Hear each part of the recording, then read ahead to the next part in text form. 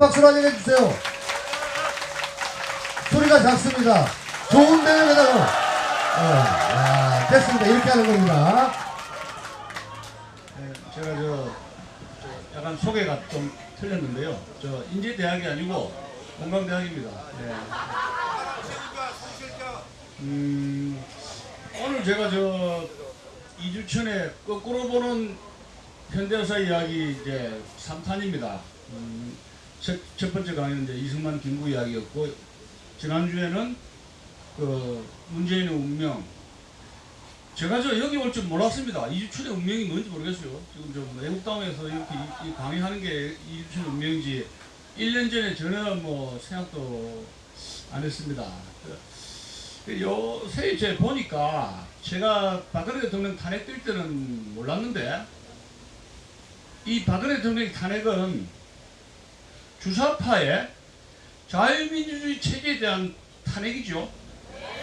이게 우리가 이제 처음 몰랐잖아요. 그런 줄을. 그러나 자유민주 체제에 대한 공격이고 탄핵이다 이런 이야기예요. 누가? 주사파가. 그러니까 박근혜 대통령 개인의 탄핵이 아니다 이런 이야기예요. 그것을 우리가 이 광화문 광장에서 온 국민들에게 알리는 그런 역할을 하고 있다 하는 점이고, 앞으로 이 광화문 광장이 얼마나 견딜지는 모르겠습니다만, 우리 우익운동사에서 광화문 광장, 이걸 길거리 스트리트 폴리틱이라 그러거든요. 광장 정치라 그러는데, 광장을 우리 애국 시민들 우익이 전관 적이 거의 없었습니다. 이번에 처음인 일입니다. 그래서 여러분들이 굉장히 역사적인 사명을 띠고 있다, 이런 걸 말씀을 드리고 싶습니다. 어제 이제 역사를 거꾸로 가는데, 문재인 씨가 또 관광에 갔죠? 관광 갔죠? 난 경남고등학교 경희법대에서 인류고등학교 인류대학에서 저런 정치적 괴물을 양산했다는 것은 우리나라의 교육을 다시 생각하게 합니다. 교육을 여러분 학교에 자녀들 왜 보냅니까? 나라 망칠 지도자를 양성시키기 위해서 대학을 보내고 고등학교를 보냅니까? 그건 아니죠. 굉장히 심각한 문제입니다. 노무현이라는 괴물 정치인은 주사파라는 집단 지성이 만드는 것이지 개인의 의지로 해가지고 후보자가 되고 이렇게 아닙니다. 집단 지성이. 그러면 문재인이가 아웃된다. 자한당은 아웃, 스탑 아웃 되는데, 문재인 씨가 만약에 아웃됐을 때 우리 자유민주 체제는 복원될 수가 있느냐? 그것은 아무도 알 수가 없습니다. 왜냐? 여러분, 트럼프 대통령이 박근혜 대통령 언급 안 했죠? 무기만 팔아먹은 거 아시죠? 본전 뽑았습니다. 응? 장사꾼 본전. 근데 일본도 아베하고 일본도 그렇고 미국, 우리 외교적 고립돼 있는데, 우리 스스로가 새로운 정권을 창출을 해야 되고 새로운 리더십을 창출을 해야 됩니다. 그렇다면 지금 주사파가 3번 타자가 등장했으면 반드시 4번 타자가 대기 발령 중이죠. 4번 타자가 지금 몸을 풀고 있어요. 야구장에서. 우리도 이 광장에서 누군가는 몸을 풀고 투수로 나갈 준비를 해야 되겠죠. 바로 이 광장에서 우리가 준비를 해야 되겠다는 이야기입니다. 그래서 이 주사파는 87년 민주화 항쟁, 우리나라의 민주주의가 우리가 만들어낸 산물이 주사파예요. 그러나 밖으로는 87년 6월 항쟁 넥타이 부대다 해가지고 이한일이다 박종태다 해가지고 그 시체가 죽었을 때 난리를 벌고 울고 불고 해가지고 여기 몇십만 모여가지고 이렇게 해가지고 5년짜리 단임제 하자, 전두환 물러가라 해서 87년 항쟁을 민주화 열풍을 만들었는데, 바로 그 민주화 열풍 속에서 우리 자유민주 체제, 이 나라를 뒤집어 삼킬 다단계 공산화를 이끌 주사파 독보섯이 자라나고 있다는 무서운 사실입니다, 여러분. 그래서 이 전 세계에서 지금 이 민주주의 국가들은 가짜 민주주의 세력과 전쟁 중에 있다, 내란 중에 있는데, 우리나라의 경우가 분단 국가이기 때문에 가장 심하다 하는 것을 말씀을 드리는 것입니다. 즉 다시 말해서 만약에 우리나라가 분단 국가가 아니고 북한이 공산 독재 세습 정권이 북한에 저런 정권이 없다면 주사파가 존재합니까? 존재하지 않습니까? 존재하지 않습니다. 주사파의 근원적 문제는 북한 공산 정권이 있다는 것을 거기에서 숙주다라는 것을 말씀을 드리는 것입니다. 그렇기 때문에 저는 감히 말씀을 드리는 것이요. 분단 국가에서 이렇게 이념과 체제가 다른 국가의 상호 경쟁 체제가 나아가는 것이 10년 동안 70년 동안 계속됐는데 분단 국가는 언젠가는 종식이 돼야 되죠.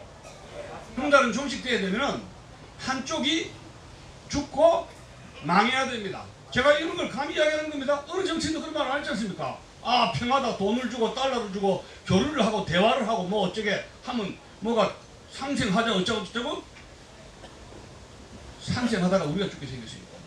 응? 상생한다고 우리가 죽겠어요. 누가 하나 죽어야 돼요. 한쪽이. 이건 제로섬 게임이에요. 우리는 굉장히 독한 마음을 먹고 바로 이 자리에 왔다 하는 것을 말씀을 드리는 것입니다.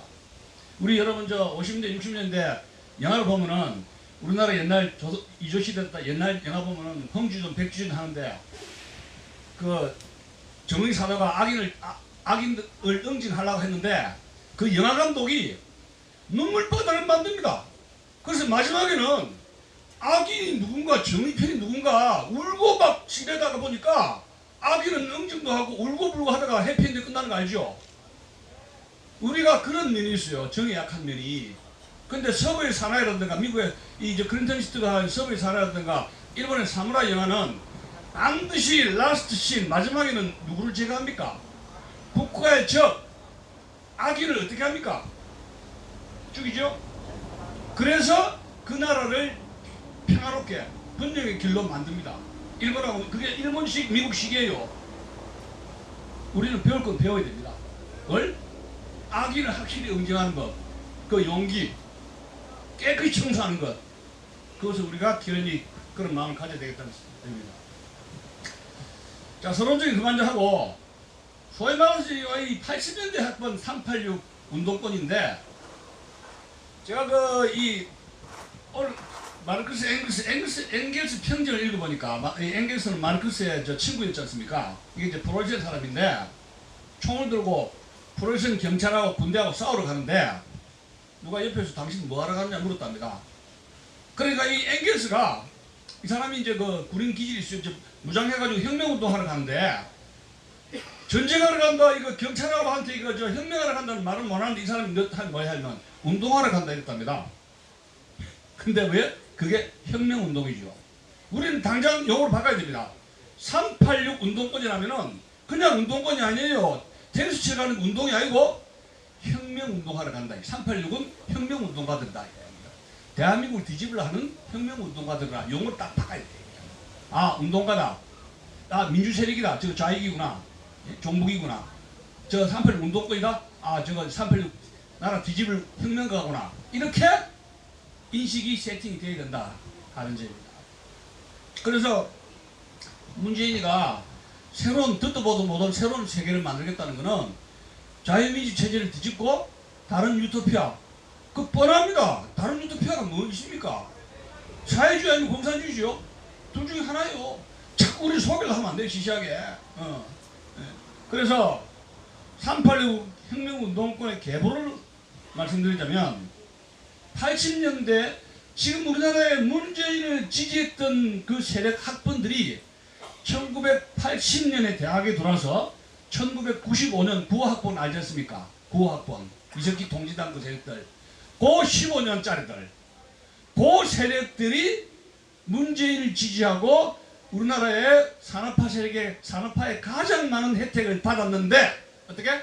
가장 반대한민국 성향을 가지고 있고 주사파가 대량으로 양상된 학번이 1980년부터 1995년 그 15년 세력들, 지금 우리나라에 45에서 55 그죠? 바로 중추 세력들입니다. 우리나라의 말썽꾸러기 세력들이 바로 요 세력들입니다. 그렇다면 우리는 이 15년이라는 세월이라는 것은 긴 세월인 것이고 우리의 아들, 딸들이 바로 그런 무리 속에서 살아났다면은 이 사람들을 정리한다는 것은 한 세대가 반 세대가 흘려야 될 만큼 간단한 문제가 아니라는 것을 말씀을 드리는 것입니다. 자, 이 80년에서 1995년까지 대학에서 있는 3.8 혁명운동권들의 두 파트가 있는데 소위 주사파와 PD파입니다. 주사파는 내셔널 리버레이션이죠. 주사파. 주사파라는 게 김일성주의, 김일성 맹종하는 김일성주의자입니다. PD파였던 여러분 저 경기도 지사였던 누굽니까? 김문수 지사가 PD파입니까? 그래서 이 사람은 NLL계를 김일성주의자라고 이야기해요. 북한의 주체사상을 지도 이념으로 해가지고 남한의 반체제 혁명운동권 세력이 이제 양성이 됐는데 이 운동권 책들을 보면은 이 사람들이 이게 여러분 전행한 사람들 이야기들을 보면은 전행하는데 10년 넘어 걸린답니다. 근데 열심히 운동하고 데모를 하다 보니까 술집에 모여라 하답니다.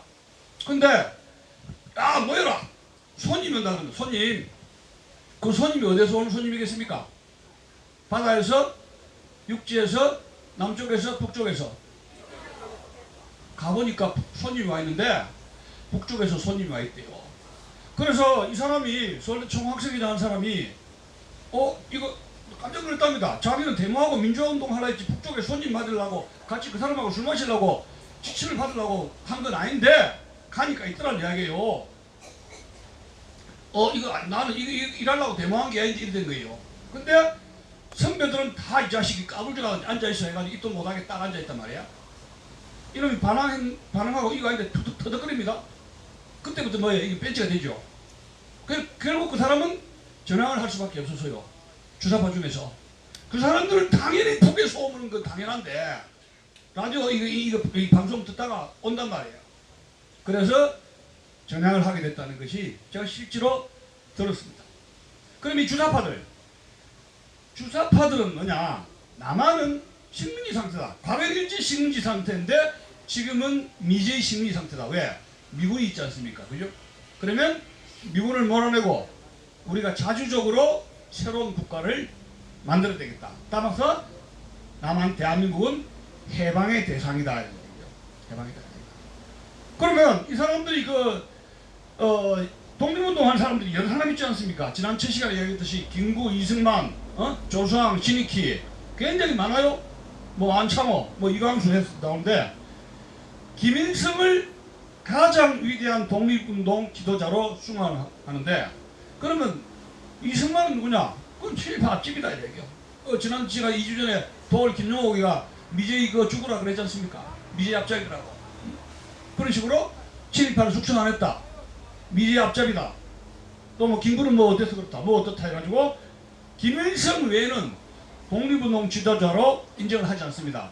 근데 이 청와대에 있는 지금 문재인 씨가 이 김원봉이를 6월 6일날 지금 저 독립운동가로 독립운동 지도자로 국군의 무슨 뭐 지도자로 이렇게 띄한 거는 김원봉을 띄우자는 게 아니에요. 궁극적으로는 누구를 숭상하자는 겁니까? 김일성. 김일성을 숭상해서 북조선이 정통성이 있다를 하는 전초 작업이다. 대한민국이 정통성 있는 나라가 아니고 북한 김일성의 독립운동을 바로 하려면 안 되니까 그 밑에 장관을 하고 6.25 때 군수장관을 한 김원봉이를 한번 띄우는 거예요. KBS에서 여러 프로 만들려다가 반발이 있어가지고 프로 지금 만들었다가 못 만들고 방영을 못하고 있지 않습니까? 제가 KBS 뉴스 안 본 지 오래됐습니다. 그 시청률 내기 아까워 죽겠어 지금. 그러면 이 자들이 세 가지 이야기하고 있죠. 미군 철수시키라. 국가본부 폐지시키라. 남북 고려 연방제 하라. 그래서 이 소위 전대협이 결성됐는데 대법원이 불법 이적단체로 판결을 했는데 문제는 뭐냐? 우리나라에 대법원이 많은 이적단체를 처벌했죠. 이렇게 해가지고 해산시키고 통진당이다 어떻게 했는데 그 간부들을 신체적으로 구속을 못 시켜요. 강제적으로. 그러면 공민권을 박탈을 완전히 못한다는 이야기예요. 그러니까 말썽꾸러기 이제 벌집이 있으면 그 벌을 갖다가 벌집이 있으면 그 벌집을 때려 부셨으면 그 벌들이 앵벌이들 다 어디로 갑니까? 길거리 나가지 막 쏘고 돌아다니지 않습니까? 벌통만 없앴지 그 말썽꾸러기 왕벌들을 정리를 못했다 이게 감옥에서 가두든지 외고 쫓아내든지 공무원을 폐지를 해야 되는데 그걸 국회에서 해야 되죠. 그걸 국회가 2, 30일 동안 하지 않고 지금 저렇게 박근혜 탄핵을 허용을 시킨 겁니다. 여기에 대해서 그러면 PD 계열, 피플 데모크라시, 민중민주주의라 계열이라 그러는데 유럽 민중주의의 노선을 가지고 있고 이 PD 계열은 레닌 트로츠키 노선을 추종하는 겁니다. 정통 마르크스, 레닌 트로츠키 노선을 추종하고 굉장히 이 김일성주의자들을 경멸을 합니다. 자기들끼리 사이가 나빠요. 그렇지만 이 운동권 쪽에서 소수파로 전락을 해가지고 결국은 대학가에서는 주사파들이 오늘날 행세를 하게 됐던 겁니다. 자, 그런데 이 주체 사상을 우리가 본다면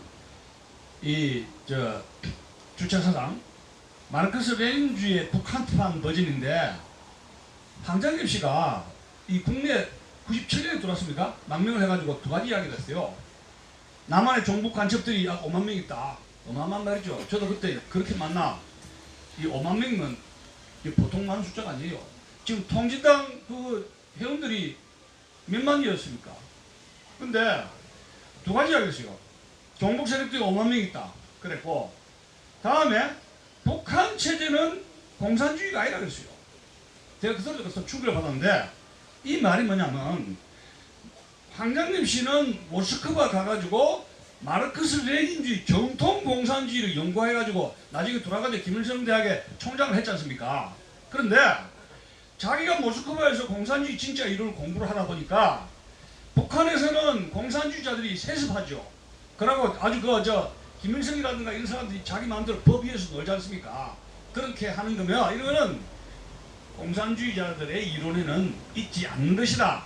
그래서 이거는 짝퉁 공산주의다 라고 강조를 한 것인데 그 다음날 신문부터 우리나라의 언론인들은 북한을 공산체제에서 공산을 뺏깁니다.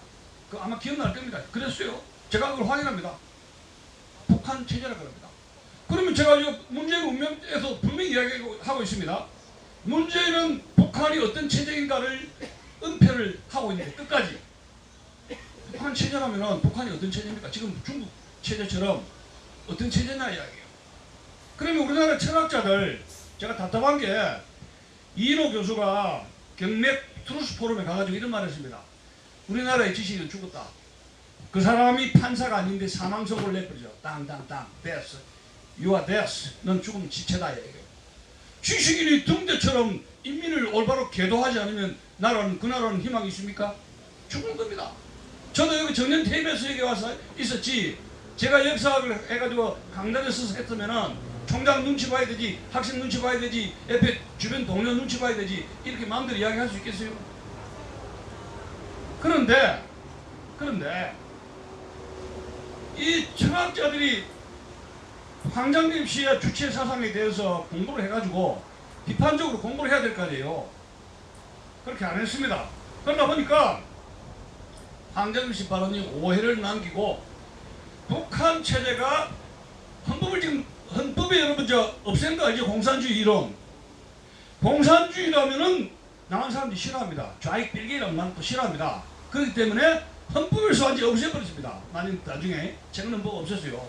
근데 북한 체제는 북한의 공산주의의 북한판 버전 변형 짝퉁 이론이다 이런 말씀을 드리고 싶습니다. 왜? 북한에서는 사적 소유권이 인정이 안 됩니다. 그죠? 아파트라든가 자기 돈이라든가 달러도 다 숨겨있지. 자기가 시장에 가서 물건 판다는 것도 시장이 김정은이가 시장 장마당 만들어 해서 만든 게 아니에요. 시장도 안 돼 있고 모든 국가가 국유 소유로 되어 있기 때문에 사적 소유권이 인정이 안 됩니다. 그것이 공산주의예요. 그러니까 당장이면은 북한을 제대로 공산주의 하려면 제대로 하라. 공산주의 세습하지 말고 전제 독재하지 말고 제대로 하라. 이런 뜻으로 했는데 우리 언론들이 그걸 받아가지고 공산주의만을 빼고 지금 여러분 제가 배울 때 중공이라 했지만은 지금은 중국이라 하지 않습니까? 그거 용어 세탁하고 똑같은 거예요. 그래서 이 주체사상이 이제 그 북한판 버전에서 주체사상이 등장하게 되는데 결국 이런 거죠. 1990년대 소련하고 동구권 공산주의가 무너지면서 북한이 살아야 될 거 아닙니까? 하면서 자기 나름대로 살기 위해서 몸부림치다가 공산주의 마르크스주의를 변형하면서 소위 그 주체 사상으로 이제 변형이 됩니다. 그러니까 이 주체 사상의 목적이라는 게 김일성 3대 이 공산 세습 독재를 북한에서 미화할 목적으로 이제 이 황장엽씨 주도로 해가지고 이론을 만든 것인데, 이건 북한 주민을 노예화하는 것이죠. 뭐 그까지는 좋습니다만은 남한에까지 확대하면서 남한 공산화를 위한 맞춤형 공산주의 이론입니다. 맞춤형 한국형 공산주의 이론이다. 이런 걸 말씀을 드리는 것입니다. 자, 그래서 이 주체 사상에 다섯 가지 키워드가 있어요. 다섯 가지 키워드. 그다음 제가 이거 뭐는데 다섯 가지. 첫째로는 사람이 모든 것이 주인이다. 지금 사람 중심의 경제하자는 게 문제인식 나와 있죠. 우리는 뭐예요? 우리는 사람이라 하는 거 아닙니다. 외국인도 있고 북한도 있고 간첩도 있고 있는데, 모든 대한민국은 국적으로 해가지고 주민등록증은 국민이라 그럽니다. 국민이기 때문에 대한민국 헌법에 의해서 경찰로부터 보호를 받는다 이런 얘기예요. 그래서 사람이 모든 것이 주인이다. 북한 헌법에 이렇게 나와 있는 게 있습니다. 지금 제가 이야기했죠.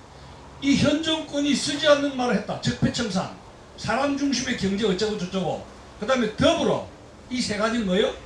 사회주의 공산권에서 쓴 것이지 우리나라에서 쓰지 않는 용어라는 것을 여러분들에게 다시 말씀을 드리는 것입니다. 자, 두 번째 키워드. 사람은 물질적인 존재인 동시에 사회적 존재다.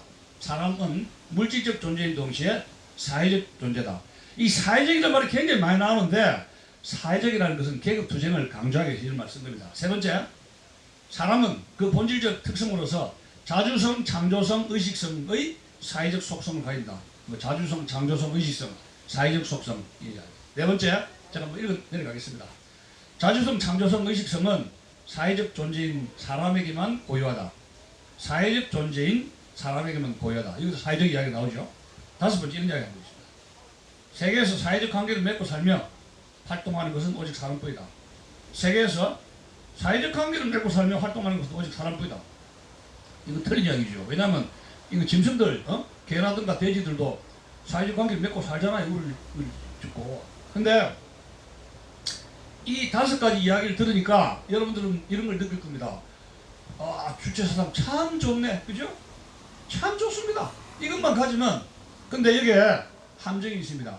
이 사람들이 무리가 있는데, 이 사람들이 어떤 일을 결정하기 위해서는 거기는 몸이 있듯이 머리가 있고 심장이 있고 내수 손발이 있지 않습니까? 내수라는 것이 있나요? 제가 말씀드리겠습니다. 조금 있다가. 네. 자, 그래서 이 주체사상의 이제 그 특징이 나옵니다. 주체사상의 특징은 자연적 인간관이 아니라 계급적 인간. 이 계급적 인간관이라는 것은 이 조선시대에 머슴이 있으면은 천민이 있으면은 양반이 있다듯이, 머슴이 있으면은 뭐 주인이 있지 않습니까? 이러듯이 이 부자 계급이 있으면 뭐 노예가 있고, 그다음에 공공 계급이 있고, 그런 여러 가지 계급이 있다듯이 계급적 인간관을 설정하고 계급 투쟁을 강조하는 것이죠. 그래서 사람이 주인이라는 것은 이제 역사에 적용을 합니다. 사람이 주인이라는 것을 역사에 적용해서 인민 대중이, 여기 이제 인민민주주의가 나오는 겁니다. 인민 대중이 주체라는 개념으로 형성이 되면서 계급 투쟁을 유도하는 것이죠. 이 계급 투쟁이라는 것은 자유민주 체제에서 타겟가 되는 중산층과 중산층의 핵심을 이루는 부르주아지 계급, 그 다음에 관료들, 그 다음에 군 장성들, 그 고위층들, 공무원들, 이런 그 CEO들, 지식인들, 이런 그룹을 이야기하는 겁니다. 이런 계급에 대한 투쟁을 유도하기 위해서 하는 것이죠. 그래서 이 사회적 속성은 이제 계급 투쟁과 혁명 투쟁을 강조하고 사회적 존재로서 이제 그 투쟁을 의무화하게 됩니다. 그러면 이제 이 가장 강조되는 것이 누구를 주로 이제 선동하게 되느냐면 노동자, 농민, 대학생 이런 사람을 선동하게 되고, 그 대한민국을 타도하는 주력 부대가 형성이 되는 것이죠. 그래서 이제 아까 얘기했듯이 그 자주성, 창조성, 의식성 이렇게 이제 다시 한번 제가 말씀드린다면, 여기 있는 그냥 한번 제가 읽는 걸 한번 들어주시기 바랍니다. 이 자주성이라는 것은 세계와 자기 운명의 주인으로서 자주적으로 살며 발전하려는 사회적 인간의 속성. 아주 좋습니다. 참 좋죠. 세계와 자기 운명의 주인으로서 자주적으로 살며 발전하려는 사회적 인간의 속성. 자, 그런데 이 자주성이 좋은데 여기에 이 종교로 생각하면은 자주적으로 살면 자기가 자기 운명을 결정한다 그러는데 세계와 자기 운명의 주인이라고 하는데 이거는 무신론자의 주장입니다. 그죠? 기독교인이라든가 신을 믿는 사람들은 절대자가 자에게 우리가 기속이 되지 않습니까? 그러면서 이제 인민의 종교는 인민의 앞에라는 마르크스적인 무신론적인 것이 여기 자주성에 있는 것입니다. 인간이 세계와 자기 운명의 주인이라는 것을 강조를 하게 되면은 인간이 그 실수가 많은데 인간의 완벽성을 강조를 하게 되면은 결국 무오류의 독단에 빠지게 되는 것이죠. 자, 두 번째 창조성을 봅시다. 목적의식적으로 세계를 개조하고 자기 운명을 개척해 나가는 사회적 인간의 속성이다. 이것도 괜찮습니다. 목적의식적으로 세계를 개조하고 여기 세계를 개조한다는 것은 뭐 자유민주 체제 이런 것을 뒤집어가지고 새로운 나라를 만든다 이런 뜻이에요. 말하자면 자기 운명을 개척하는 사회적 인간의 속성이다. 이런 것이고 뭐 보긴 좋습니다. 굉장히 좋아요. 듣기는. 세 번째 의식성. 세계와 자기 자신을 파악하고 개변하기 위한 모든 활동을 규제하는 사회적 인간의 속성이다. 세계와 자기 자신을 파악하고 개변하기 위한 모든 활동을 규제하는 사회적 인간의 속성. 이게 참 그럴듯하게 다 괜찮게 보이네요. 다만 무신론적은 신을 부정해서 그것이 문제지 굉장히 좋게 보입니다. 그런데 이제 인간관을 좀 들어간다면 인간이 가지고 있는 이 주체사상의 문제가 뭐냐면 인간이 가지고 내재적으로 가지고 있는 이런 게 있죠. 인간은 평등하게 태어났지만 자유롭다. 그죠? 평등하게 태어났지만 자유롭다. 거기에 어떤 평등과 자유 개념이 생깁니다. 이 개인이 가지고 있는 천부적인 인권, 개인의 자유를 부정을 하게 됩니다. 자, 그리고 이제 우리가 어떤 문제에 대해서 이제 자꾸 의심하고 저게 뭔가 뭐 제가 이 문재인 운명을 책을 이제 읽고 독파를 해가지고 이 사람 정치세계가 뭔가 자꾸 의심을 하듯이 그게 이제 인간이 가지고 있는 감성 이성이 아닙니다. 이성 오리진이라 그러죠. 그리고 이제 뭐 어떤 이성을 사랑하고 싶은 그 사랑이라든가 또 어떤 그 재산을 모아가지고 부자가 되고 내가 재산을 축적하려는 어떤 그 직접 재산권에 대한 재산에 대한 모으려는 그 재산에 대한 권리 이런 자유 이성 권리 사랑 이런 그 인간의 근본적 속성을 무시하고 배제하고 취급하지 않고 있다. 그 제가 이 주체 사상에서 제일 문제가 개인의 자유를 인정하지 않는다는 것입니다. 제가 이야기했죠. 작년 봄에 이 현 정권이 뭘 10차 개헌을 하려 했는데 헌법 전문에 전부 자유를 빼려는 거 알죠? 그게 뭐예요? 주체 사상하고 맥이 통하는 거예요. 이게 그 사람들 헌법학자들이 문제를 걸어서 당신들 헌법 위반이다. 헌법 위반이거든요. 이게 헌법 위반이에요. 왜냐하면 우리나라 대한민국 헌법에는 자유민주적 기본질서라고 되어 있습니다. 자유민주적 기본질서. 그래서 자유를 침해하는 것은 위헌이에요. 이게. 그랬더니 청와대에서 어떤 인간이 뭐라고 그랬다 그랬어요. 뭐라고 그랬다. 그런데 지금 교과서에 자유란 말을 빼고 있는 거 알죠? 기가 막힌 이야기예요. 저렇게 거짓말을 하고 있어요. 지금. 그 좌익들이 좌익 정치가들의 특징은 뭐냐? 권력을 잡기 전에 온갖 사탕 발린 말을 합니다. 문재인 운명 책처럼. 짓고 나고 나서 뭐예요? 싹 돌아서요. 내가 언제 그런다는 듯이. 이것이 좌익 정치가들의 특징입니다. 여러분 우리는 30년 속았습니다. 누구에게? 주사파에 속고 이 좌익 정치가들에게 30년 속았으면 이건 너무 많이 속은 거예요. 또 속을 겁니까? 또 속으면 이제 나라는 이제 끝난 거예요. 지금 완전히 다 뺏기고 지금 길거리에 우리가 나앉아야 됩니다. 우리를 위해서 여기 나앉지 않을 거죠. 우리 자식들한테 좀 따뜻한 밥그릇 하나 더 주려고 지금 자식 때문에 우리 아들 장가도 못 가고 시집도 못 간 그 자식들 주사파가 뭔지 다단계 공산화도 모르는 그 자식들 살리라고 이 자리에 있는 거 아닙니까 여러분? 맞습니다. 우리 위해서 있습니다.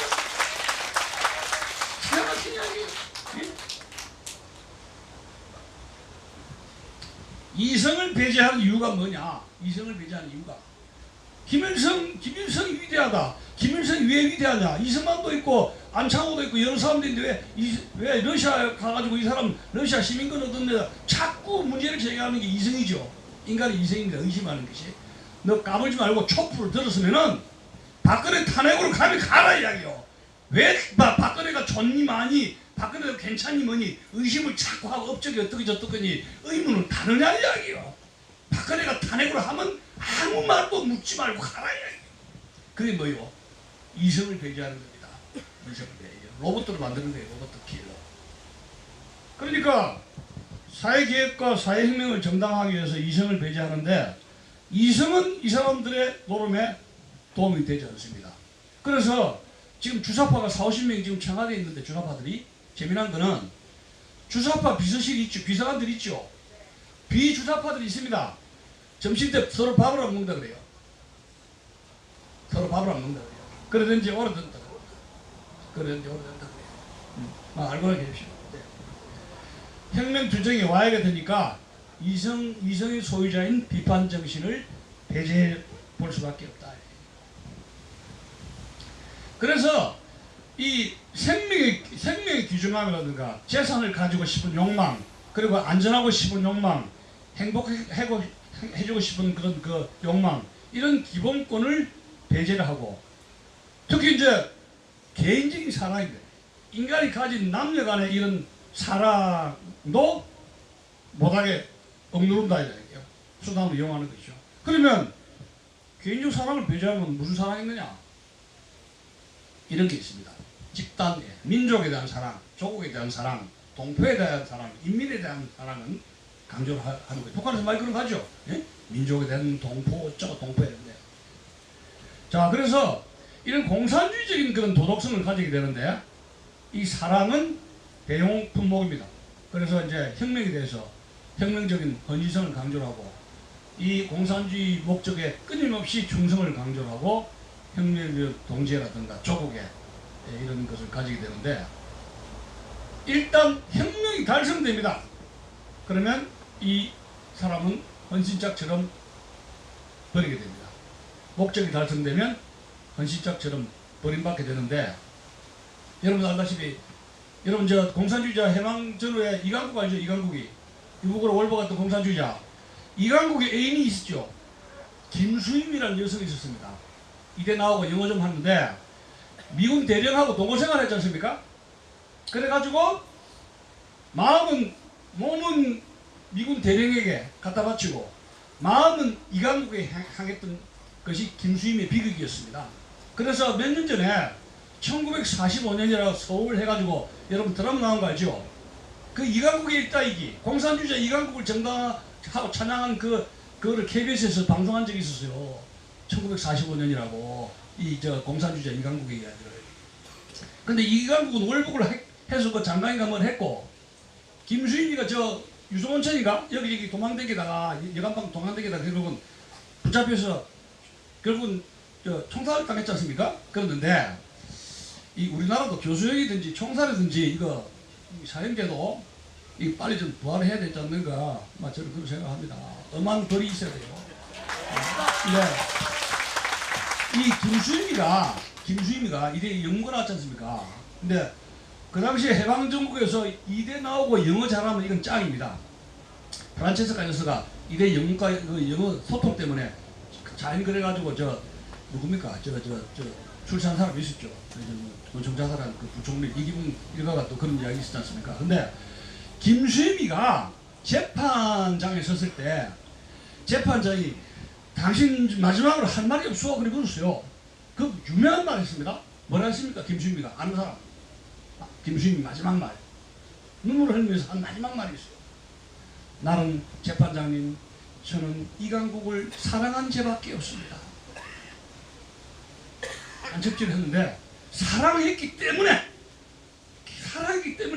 그 사람에게 정보를 팔았다 이게 사랑 때문에 간첩질을 했다 이게. 그리고 형장의 이불로 사라졌습니다. 근데 제가 왜 그 이야기를 하냐면 공산당은 김수인의 사랑마저도 혁명을 위해서 철저하게 이용하고 버렸다.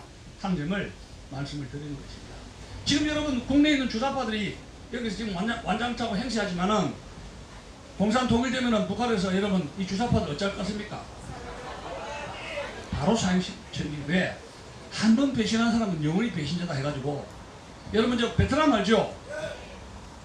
베트남에서 베트콩이 그 저 공산당 1등 공신이 베트콩들 아닙니까? 독립사단이 있었어요. 독자적인. 마지막으로 베트콩이 독자적인 그 자기 그 사단 깃발을 들고 대통령궁에 들어가가지고 간 그것이 독립군 사단의 깃발의 마지막입니다. 그 다음날 그 사단이 베트콩 사단이 해산됐어요. 해산. 그리고 그 정치수용소 교육을 받으러 가고 말도 못합니다. 나중에 합시다.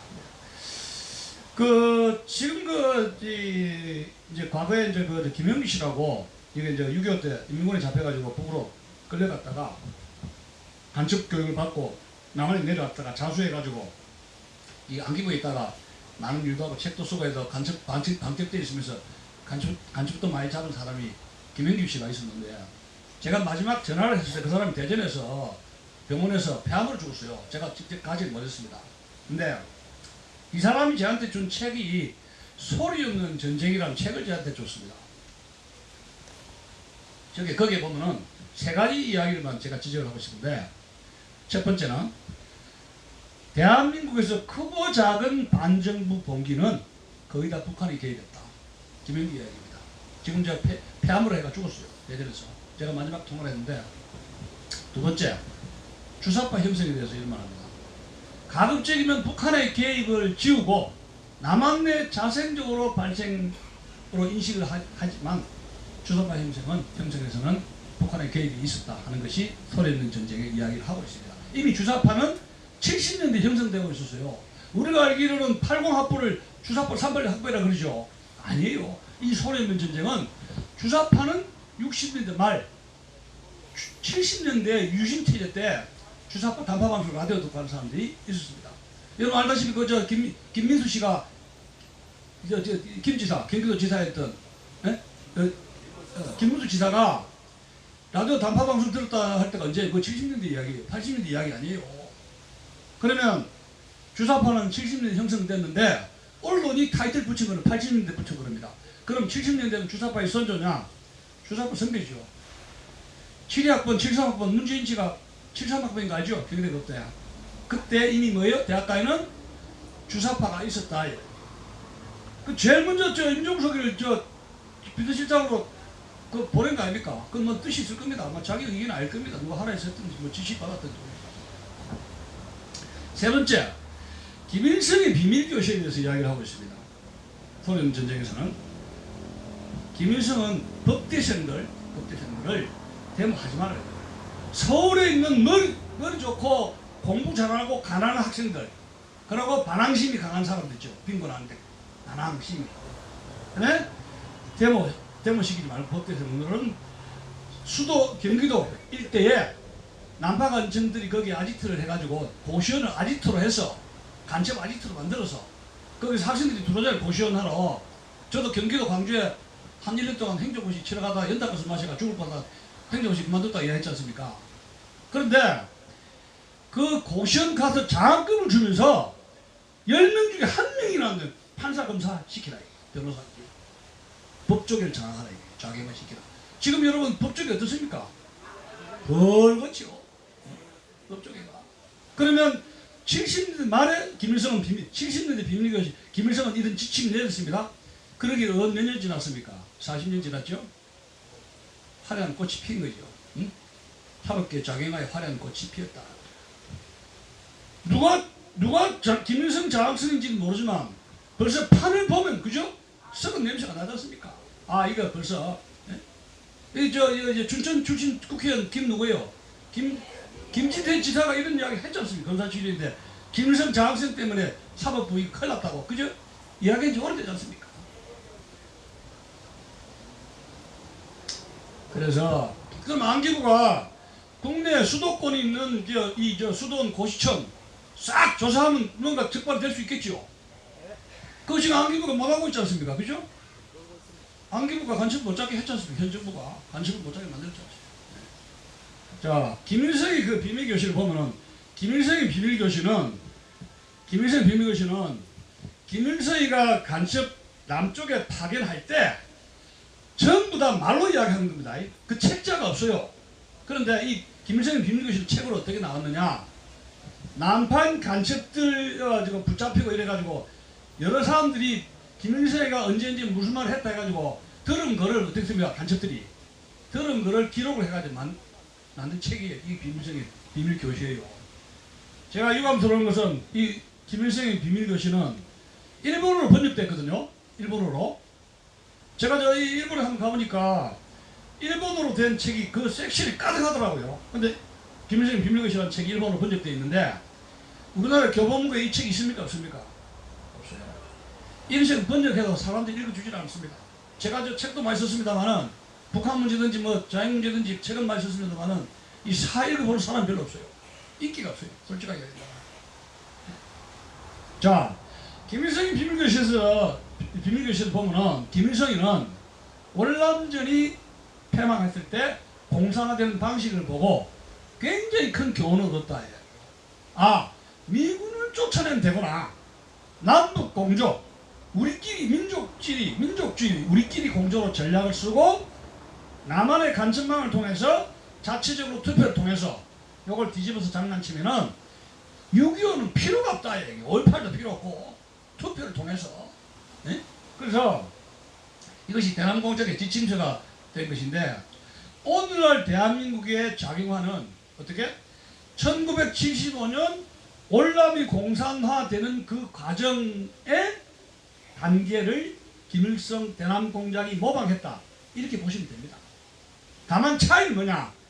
땅굴이 노골적으로 지금 이 월남은 부치 땅굴로 해가지고 주월 미군 사령부 밑으로 뚫고 들어가가지고 태우 대통령 관저 근처까지 가 있어요.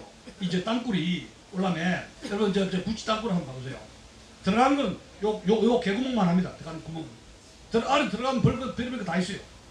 근데 지금 우리 이 북한의 땅굴이 어느 정도가 있는지 그건 모르겠어요. 뭐 한승주 장군은 뭐 이제 좀 과장이라고 그러는데 이제 땅굴 책략이가 뭐가 한승주 장군 책을 봤습니다만 그 정도까지는 아니지 않나 싶지만 땅굴 파는 기계가 지금 얼마나 좋습니까? 우리나라에서 금강사에다 개성공단 해가지고 현찰 박치기로 해가지고 우리은행 또 해가지고 많이 갖다 줬잖아요. 그러면 노르웨이 스웨덴에서 기계 갖다가 하면 땅굴 그거 만드는 거 그렇게 어렵지 않습니까? 기계가 굉장히 좋아졌어요 지금. 근데 어쨌든 그렇고 김일성 비밀교시는 대남공작의 지침서 교시인데 글자로 명문화되지 않고 공작원들에게 언어로 훈시해서 되는데 일본어판이 나왔다 하는 것이고 현재 전국은 김일성의 비밀교시 각본대로 진행되었다. 이게. 그 뭐냐면 각 진지마다 행정부, 사법부, 예? 그 다음에 교육부, 노동, 그 다음에 언론, 대학, 종교적, 민노총 해가지고 보면 김일성주의자들이 곳곳에 저거 많지 않습니까? 그것은 김일성이가 40년 동안에 투자한 열매를 맺었다. 이렇게 볼 수가 있습니다. 여기서 우리가 주사파의 정체에 대해서 잘 몰랐는데 주사파의 정체가 드러나게 된 것은 소위 주사파 대부라고 한 일명 강철 서신이라는 인물이 서울대 나왔지 않습니까? 서울 철학과입니까? 전학을 했어요. 그래서 주사파의 실체가 드러나게 됐습니다. 우리는 잘 몰랐습니다. 주사파가 뭔지를. 근데 이 사람이 김영환 씨가 이제 아마 서울대 쪽에서 북한의 대남공작 학생 운동부들 포섭이 서울대, 고대, 연대 이쪽이 한양대, 경희대 이제 인류대학 쪽으로 해가지고 집중적으로 관리를 했지 않습니까? 뭐 거제대학, 부산대 이쪽에는 별로 그거 하니까 투자를 안 하고 있습니다만은 이 김영환 씨가 익명으로 강철 서신을 통해 가지고 자기가 주체성을 공부를 해가지고 단파 방송을 듣고 자기 나름대로 공부를 많이 했단 말이에요. 근데 91년에 북한 잠수함을 타고 이제 북한에 갑니다. 그걸 밀봉 교육이라고 합니다. 그래서 처음에 초대소를 가가지고 거기 신고를 하고 이제 한 일주일 정도 교육을 받게 되는데 이 사람이 3차례 밀입부로 했고 2차례 김일성을 면담했습니다. 근데 김영환 씨 주체성 공부를 많이 했기 때문에 이제 김일성 만나가지고 면담해가 주체성에 대해서 이제 물어봤다 그래요. 네. 쇼크를 받았답니다.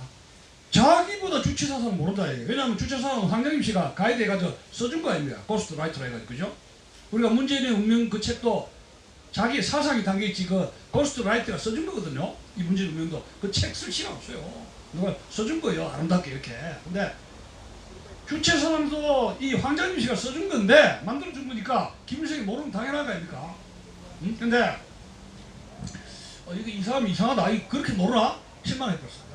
그러고 이제 북한 사회를 좀 돌아봤겠죠. 근데 이제 자기가 생각한 북한이 아니었던가 봐요. 그래서 내려와가지고 이제 자수했었어요. 자수.